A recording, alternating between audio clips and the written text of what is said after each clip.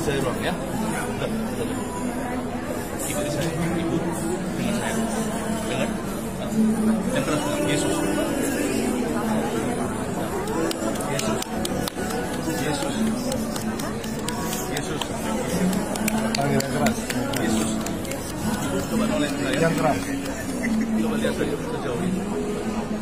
Anda sudah mendengar.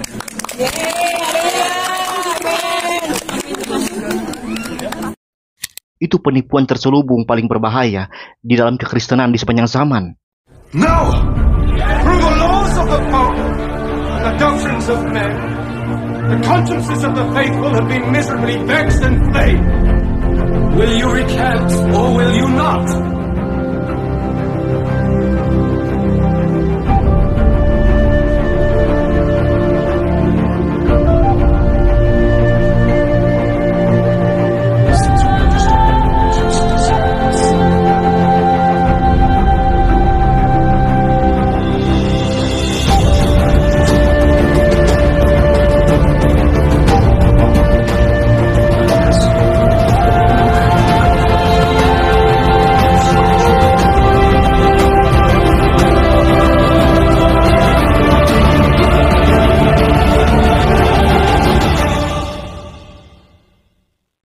Saudara-saudara, baru-baru ini viral ada seorang ibu yang disembuhkan oleh Philip Mantova. Seorang ibu yang sembuh secara ajaib dari gangguan pendengaran setelah didoakan di ibadah Paskah GMS. Dan tentu hal seperti ini membangkitkan banyak perasaan heran begitu. Apalagi jika kesaksian itu dikonfirmasi oleh surat dari dokter. Itu membuatnya menjadi tampak lebih sah dan meyakinkan kan. Nah, dengan kesaksian seperti ini semacam ada antusiasme dari orang Kristen. Banyak orang Kristen seperti terkonfirmasi iman mereka. Lihat nih, Yesusku luar biasa. Meskipun sebenarnya di agama lain juga itu punya versi-versi kesaksian semacam ini juga. Nah, saudara-saudara, di sini saya bukan mau membahas validitas dari isi kesaksian ini.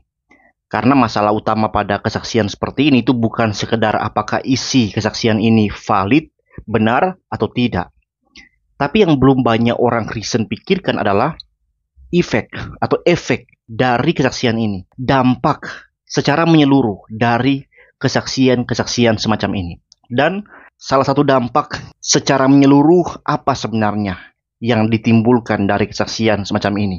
Salah satunya sudah saya sebutkan tadi di awal. Bahwa banyak orang Kristen seperti terkonfirmasi kepercayaannya kepada Yesus. Bahwa wah memang Yesusku dahsyat, luar biasa dan seterusnya.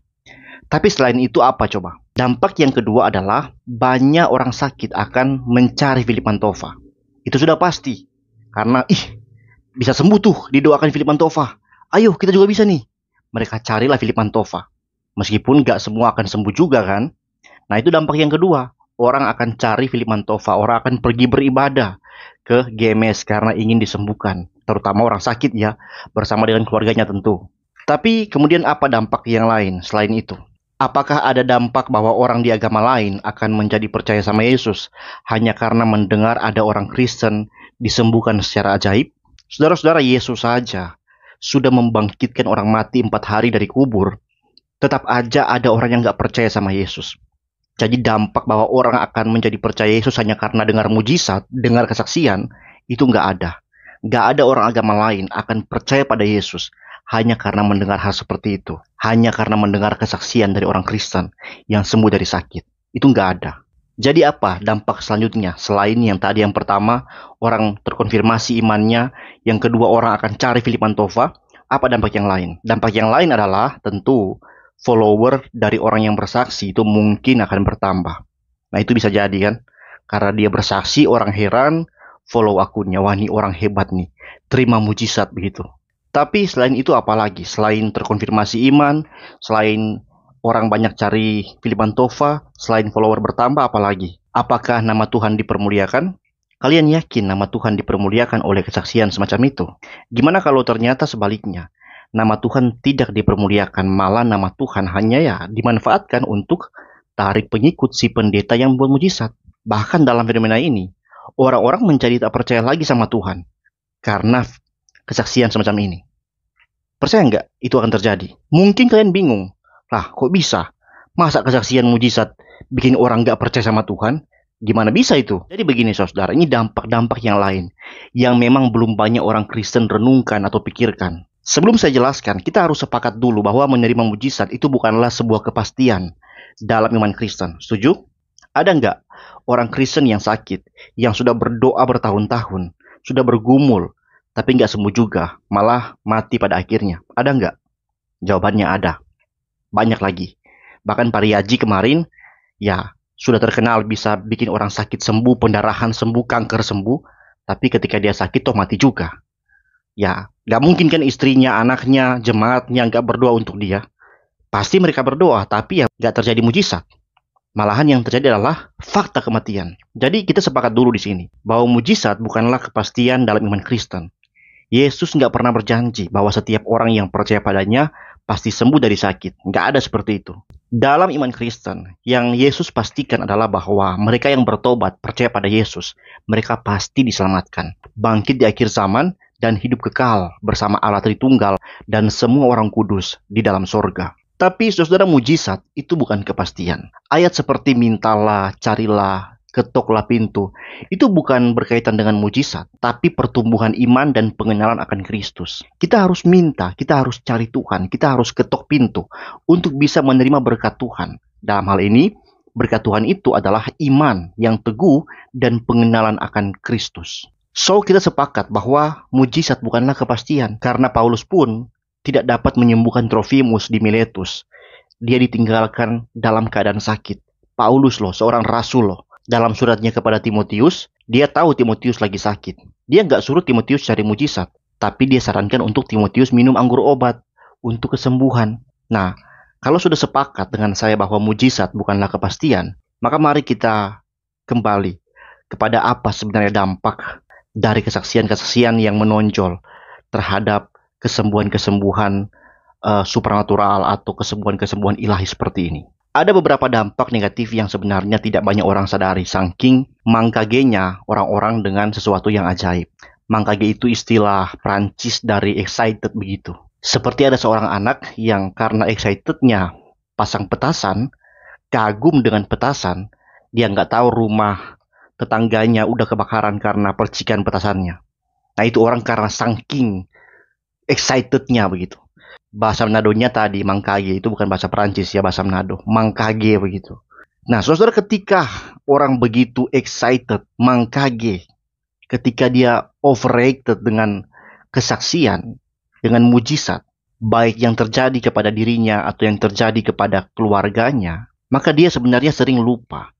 Ada berapa orang di luar sana yang sudah sakit berpuluh-puluh tahun, sudah berdoa bertahun-tahun, minta mujizat, habis jutaan rupiah, sudah keliling ke sana kemari ke semua pendeta mujizat, tapi nggak sembuh-sembuh juga. Pernah nggak kalian pikir tentang apa perasaan orang yang sakit seperti itu ketika dia mendengar kesaksian-kesaksian kesembuhan seperti ini? Pernah nggak kalian pikir itu? Apa dampaknya kepada mereka? Dampaknya yang pertama, itu akan membuat dia semakin berharap dalam keterpurukan. Kalau orang lain dapat mujizat, harusnya saya juga bisa dapat. Itu kesimpulan pertama yang akan dia tarik dari melihat fenomena mujizat yang terjadi di sekitar dia. Dia akan semakin berdoa, semakin meminta, semakin antusias untuk sembuh dengan mujizat. Dan bahayanya semakin tinggi seseorang berharap, semakin besar juga rasa kecewa yang akan ditimbulkan ketika semua usaha effortnya, permohonannya tidak membuahkan hasil. Karena ingat, mujizat bukanlah sebuah kepastian kan? Dampak yang kedua selain itu adalah membuat orang patah hati dan menuduh Tuhan tidak adil. Tuhan, kok dia sembuh aku tidak sih? Aku sudah bertahun-tahun loh Tuhan. Minta, berdoa, berpuasa. Tuhan gak adil nih. Tuhan pilih kasih nih. Saudara, mungkin gak ada orang seperti ini. Jelas mungkin. Saya sudah berjumpa orang-orang seperti ini dalam hidup saya. Ujung-ujungnya yang mereka inginkan hanyalah kematian yang semakin dipercepat. Karena nggak lagi melihat Tuhan secara baik. Dan itu disebabkan oleh satu kejadian di mana dia datang di sebuah KKR mujizat. Beberapa orang maju bersaksi disembuhkan, tapi dia tetap di bawah sana, terpojok, tidak mengalami apapun. Jadi dampak negatif yang kedua adalah itu, membuat orang patah hati sama Tuhan. Ya, yang pertama tadi apa? Orang menjadi semakin antusias cari mujizat. Yang kedua, orang patah hati sama Tuhan. Yang ketiga, dampak negatifnya adalah membuat orang berpikir negatif dengan dirinya sendiri. Jadi orang ini, dia nggak menyudut Tuhan nggak adil, ya seperti yang orang nomor 2, tapi dia menuduh atau mengasumsikan dirinya sendiri memang pantas tidak menerima keadilan Tuhan. Dia mulai berpikir, ini karena dosa saya ini. Karena dulu saya terlalu berdosa, makanya saya ini nggak dikasihi Tuhan. Nggak dikasih sembuh, nggak dikasih mujizat. Dia mulai berpikir imannya kecil. Dia mulai berpikir negatif terhadap dirinya yang juga sebenarnya ujung-ujungnya menyimpulkan hal yang kurang lebih sama dengan orang sebelumnya. Yaitu salah paham tentang kasih Tuhan. Kalau yang pertama itu berpikir Tuhan pilih kasih, yang kedua itu sebenarnya lebih parah lagi. Yaitu Tuhan tidak mengasihi dia karena dia memang orang yang nggak pantas dikasihi. Dan itu jauh dari fakta Injil bahwa Tuhan mencintai orang berdosa. Dan seperti sebelumnya, dia berpikir lebih baik dia mati saja. Nah, banyak orang seperti ini memang berakhir dengan bunuh diri karena putus asa. Karena sudah terlanjur kecewa dengan dirinya sendiri. Saudara-saudara, kalian tahu kenapa Tuhan menghardik para pembuat mujizat di akhir zaman? Bahkan Tuhan berkata Tuhan tidak pernah, bukan lupa sama mereka, tapi tidak pernah mengenal mereka. Dan Tuhan gak bohong. Tuhan memang benar. Dia gak pernah kenal mereka. Tuhan gak pura-pura lupa. Tuhan bukan melupakan mereka, tapi Tuhan tidak pernah kenal. Kenapa? Karena mereka terlihat dari kata-kata mereka. Mereka adalah pengajar-pengajar sesat. Dan kesesatan mereka adalah menjadikan mujizat, menjadikan pengusiran setan, menjadikan nubuat penglihatan sebagai pelayanan mereka. Dan tidak ada Injil sama sekali. Pelayanan mereka menjadi kebanggaan mereka di hadapan Tuhan. Tapi sama sekali mereka nggak pernah paham apa itu Injil. Padahal ketika Yesus memerintahkan rasul-rasulnya untuk membuat mujizat, itu nggak pernah lepas dari konteks penginjilan kepada orang-orang yang belum percaya. Mujizat itu adalah tanda heran untuk supaya Injil bisa masuk kepada orang-orang yang nggak percaya. Tapi pendeta-pendeta palsu ini bikin KKR mujizat, bikin altar kal mujizat kepada orang-orang Kristen di dalam gereja yang sudah Kristen. Mereka nggak pernah menumbuhkan iman dari Injil yang harus terus diberitakan setiap hari. Seperti kata Martin Luther, aku perlu Injil setiap hari, karena setiap hari aku bisa tersesat. Mereka pikir ya, itulah tujuan pelayanan. Mereka pikir mujizat, kesembuhan, usir setan, nubuat penglihatan, itulah tujuan orang percaya Yesus. Saudara-saudara, tujuan mujizat adalah untuk penginjilan kepada orang belum percaya. Jangan dibalik, tujuan membuat orang percaya adalah terima mujizat. Itu sesat dan jahat. Itu penipuan terselubung paling berbahaya di dalam kekristenan di sepanjang zaman. Saudara-saudara, sebagai orang Kristen kita harus waspada. Iblis memang licik. Dia bisa gunakan mujizat, menyatakan diri sebagai malaikat terang, ya, membuat kesembuhan sebenarnya untuk mencapai tujuannya. Apa tujuannya? Yaitu melunturkan iman orang Kristen, membuat orang Kristen bersangka buruk kepada Tuhan, sebagaimana Hawa bersangka buruk pada Tuhan, bahwa Tuhan gak baik karena melarang dia makan buah yang kelihatan enak itu. Demikian juga kesaksian-kesaksian mujizat seperti itu dipakai iblis untuk membuat banyak orang Kristen yang sakit dan belum sembuh hari-hari ini berprasangka buruk kepada Tuhan, atau mungkin semakin antusias mencari sesuatu yang sebenarnya Tuhan gak pernah pastikan, Tuhan gak pernah suruh mereka cari. Karena yang Tuhan inginkan bagi orang-orang sakit itu bukan sekedar kesembuhan, tapi pengertian bahwa Tuhan gak pernah meninggalkan dia dalam keadaan terburuk sekalipun, sehingga dia bisa bersyukur meskipun dia dalam keadaan sakit. Kenapa nggak belajar dari Fanny Crosby? Dia buta. Dari masih kecil dia buta. Dari lahir bahkan. Seorang wartawan bertanya, maukah engkau kalau Tuhan kasih kesempatan hidup sekali lagi dengan keadaan bisa melihat? Apa kata Fanny Crosby? Saya nggak mau. Saya ingin ketika saya mati, wajah pertama yang saya lihat adalah wajah juru selamat saya. Saudara, itu kesaksian seperti itu menyentuh hati saya sampai hari ini. Ini orang beriman, saudara. Dia nggak buat mujizat, nggak cari. Tidak, dia berkarya. Dia membuat banyak nyanyian, pujian. Meskipun dia dalam keadaan buta. Dan dia nggak mau bahkan terima mujizat. Karena dia ingin menikmati kemuliaan Tuhan dalam penderitaannya. Tapi orang-orang ini menjual Yesus yang lain, saudara. Mereka nggak pernah memberitakan Injil, enggak. Mereka hanya memutarbalikkan Injil. Seolah Injil itu diperlukan untuk orang terima mujizat. Mereka jual Yesus yang lain, saudara. Saudara-saudara, satu lagi pesan saya, saudara. Di awal sudah saya katakan, Kita harus percaya mujizat. Itu masih terjadi sampai hari ini. Tapi itu bukan kepastian. Itu adalah kedaulatan Allah. Apa maksudnya kedaulatan Allah? Maksudnya adalah bahwa itu sama sekali tidak bergantung pada seberapa tekun, seberapa saleh kita, seberapa kekuatan doa seorang pendeta. Bukan. Tapi itu semata-mata bergantung pada kemurahan Allah. Sehingga kita tidak perlu overreact dengan mujizat. Yang perlu kita lakukan adalah ungkapkan syukur saja di hadapan Tuhan dan lanjutkan hidup seperti biasa. Nggak perlu ubar-ubar kesana kemari. Saya sakit ini, kemudian sembuh tiba-tiba karena pendeta ini, karena berdoa di sini. Saya sembuh, puji Tuhan. Nggak perlu begitu. Biasa aja. Bukan apa ya saudara, tapi kalian yang terima mujizat masih hidup di dunia ini kan? Kalian masih akan sakit lagi nggak? Masih kan?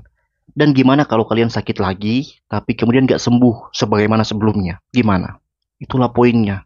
Kenapa kesaksian-kesaksian fenomena seperti itu nggak perlu ditanggapi secara berlebihan, nggak perlu diumbar-umbar kesana kemari, diviral-viralkan, nggak perlu, biasa aja. Ya, saya bisa katakan belum tentu orang yang sembuh secara ajaib dan orang yang menderita sakit puluhan tahun masih lebih disayang Tuhan orang yang sembuh itu, belum tentu. Karena ingat kasus Fanny Crosby tadi. Saudara-saudara bersukacitalah hanya pada saat dimana orang itu bertobat dari dosa dan hidup dalam kepastian, dalam ketaatan kepada Tuhan. Dan mulailah itu dari diri sendiri. Mari bersukacita, berbahagia kalau kita mampu hidup setia di dalam Tuhan. Karena itu hal yang paling sulit terjadi bagi orang percaya. Karena banyak orang percaya sering jatuh dalam dosa. Saudara-saudara, sekian video saya. Tuhan Yesus memberkati. Shalom.